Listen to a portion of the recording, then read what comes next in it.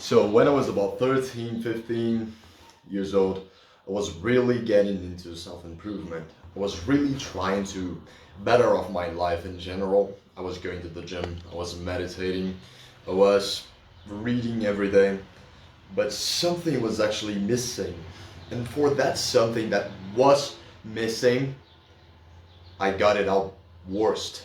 I got in multiple ruts that I couldn't get out, that I like got stuck for months and months ahead, and I've lost so much progress because of this. I've been into self-improvement for like 5 years by now. 5 years. And I didn't get the progress until like last year. I didn't get any progress for 4 whole years. Do you know why? Because I kept stopping with the habits multiple times. I was doing the right habits. I was like meditating every day. I was going to the gym, but I was constantly changing my gym routine. I was constantly like skipping a few days of meditation. I was constantly skipping a few days of reading, of studying, and this just got worse and worse and worse. So this all was for a single problem, which was the fact that I didn't know what to do the next day. Like, I'm gonna ask you a genuine question which will change your life or should change your life. What do you plan on doing tomorrow? Okay, for sure, you can have a doctor appointment already planned out. Or maybe you're going to train chest and biceps, no, chest and triceps and back and biceps. Maybe, I don't know. You can have these things planned out, but what else are you doing? What else are you going to do tomorrow? You don't know, right? This was my biggest problem. I would wake up and I didn't have anything to do after I woke up. Actually, it was it was very trendy to like do your bed after you wake up into the self-improvement community. So I just did my bed and opened Instagram and watched 20 minutes of reels while I was like getting some coffee done. And you see, I could have done like 20 minutes of meditation. I could have done like 20 minutes of instrument playing, of language studying. I'm studying Greek, German, and Swedish right now. So like, it's very hard to do these things, for me at least. Greek is so fucking hard to read and to speak for me. It is very unnatural. But I am trying very hard, and I have specific times in the day where I should or I shouldn't be learning Greek, where I should or I shouldn't be learning Swedish, where I should or I shouldn't be learning German. And like, okay, I'm using like a mix of Duolingo and classes on YouTube with like some grammatical lessons and ChatGPT things. I'm getting quite some progress on these languages, but having my time like scheduled to speak those languages when I want to, when I need to, makes it so much easier, because I know that at 4:30 a.m. I should be doing a Greek lesson, because I wake up at 4:30 a.m. I get my bed done, I go make some coffee, and then I have free time while the coffee is brewing, so I can be doing a Greek lesson. And I wrote this for myself. And that's where the title of this video comes from.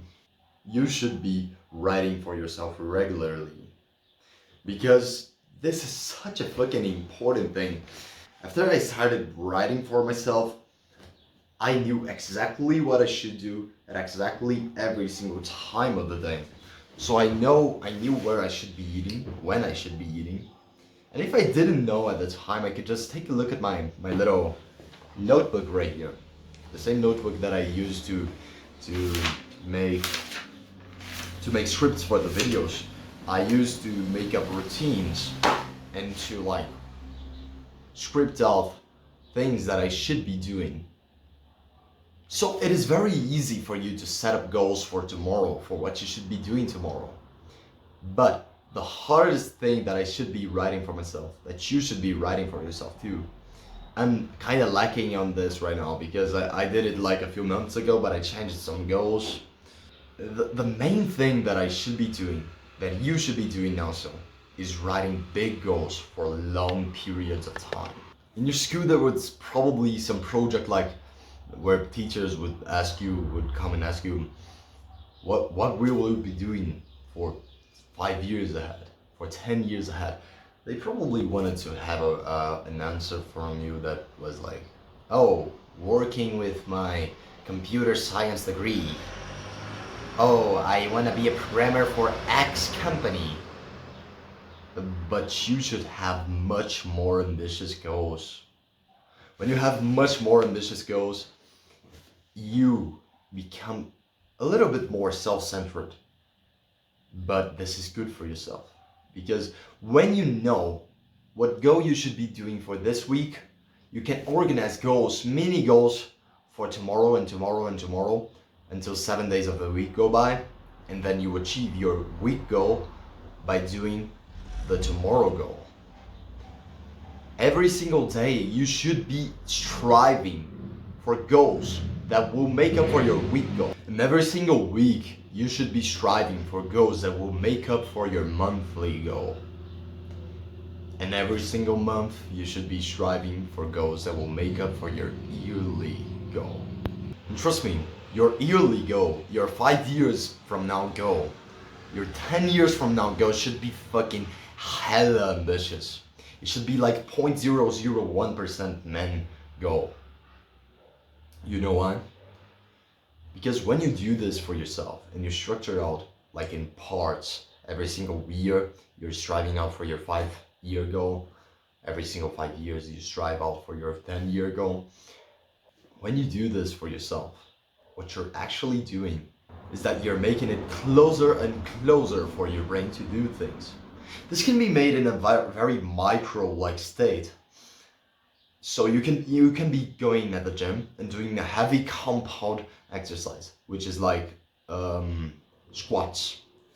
So heavy load squats are very hard, mentally hard to do, because every time that you go down with the barbell under you, on top of you, you have a feeling that you're probably not getting up this time.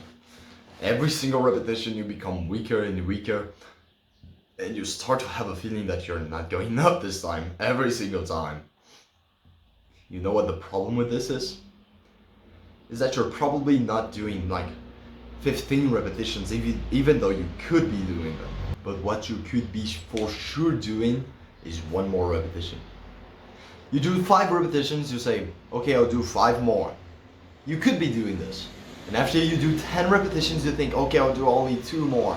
After you do these 2, you just think for yourself, okay, just more 3.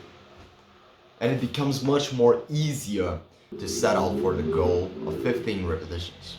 And the thing about writing for yourself your goals is that you could be doing everything easier for yourself. For example, I want to learn Greek, right? I'm learning Greek, German, Swedish. I already told you this. But while I'm learning these languages, I have a lot of goals towards the languages. And I wrote for myself these goals.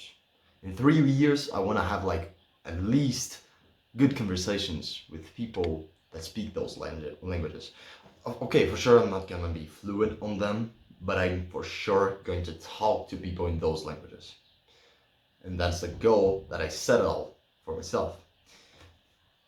I already know how to speak Portuguese, English, and Italian. So these are already 3 languages where I can talk fluently with other people. However, I do not have the goal to improve them.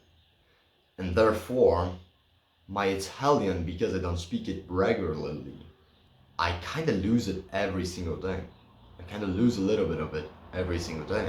So every like 3 months I go on Amigo, you know, I set it out the location for Italy, and I speak a lot to people in Italy. Why? Because I need to keep up my Italian. But that is a mistake of mine. You should always be writing for yourself goals. After you complete your 10-year goal, don't you think you'd be writing like another 20-year goal beforehand? You will have a goal for 10 years ahead after you plan out 10 years. You should be always writing for yourself. It serves you out in any skill. Like actually, let's say you want to bench 3 plates at the gym. You want to start benching 3 plates, which is 60 plus 60, 120, 140 kilos. Alright, 140 kilos. You want to bench 140 kilos. Let's say that by now you bench 60 kilos. You will make a plan for yourself where every week you will be getting like 2 kilos more. And in less than a year, you're probably getting 140 kilos. You're doubling, more than doubling, your weight over a year. Of course, there's a natural plateau where you shouldn't be able to bench like more than 5 plates, usually from genetics, from a natural plateau, of course. But this is your limit, and you shouldn't actually be thinking about your limit. What you actually should be thinking about is how to get better tomorrow. So that tomorrow you'll get better, and then in a week you get even better. In a month you're getting even better, and in a year you're getting the results from those 12 months where you get better and better and better. You're the worst version of yourself, and you should be taking this as a compliment to your potential. And trust me, there's nothing that feels better for a young man, not even sex, that is like the most pleasurable thing you can have.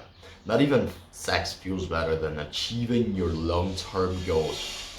Every time that you achieve your goals for tomorrow, you will be happy for yourself. Trust me, you will be happy.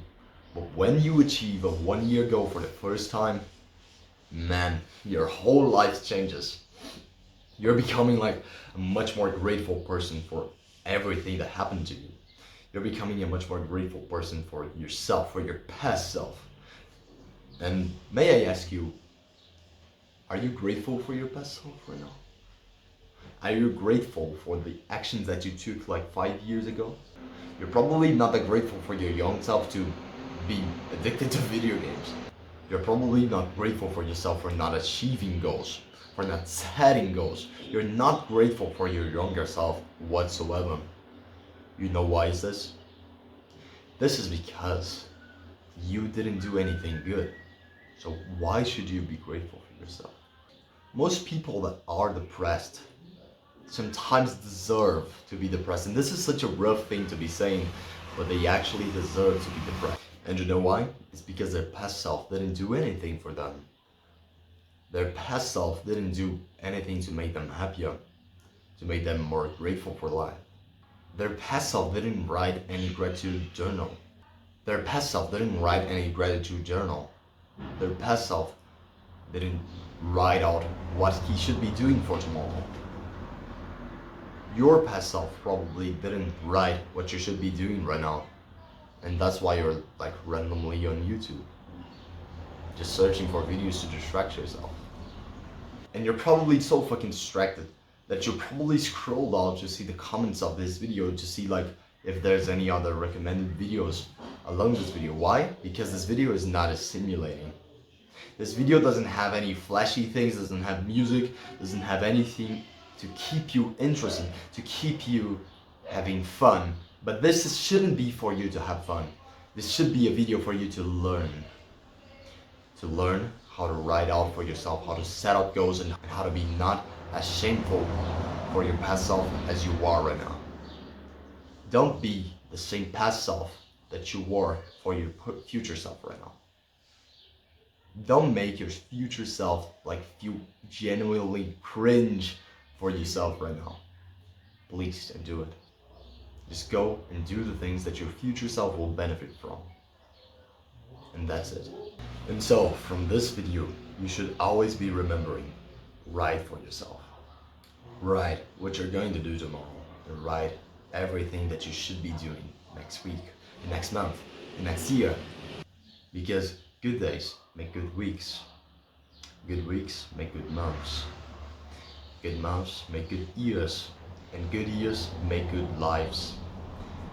And you want your life to be as better as possible. You want your offspring to benefit as much as possible from your life. So do the best for you for your future self, for your future wife, for your future children, for everyone in your future genealogy, and go do all the hard work that you should be doing right now. And go write for yourself what you're going to be doing tomorrow, and write hard work. And as always, remember that the value of a man is just as high as his ambitions. Mwah.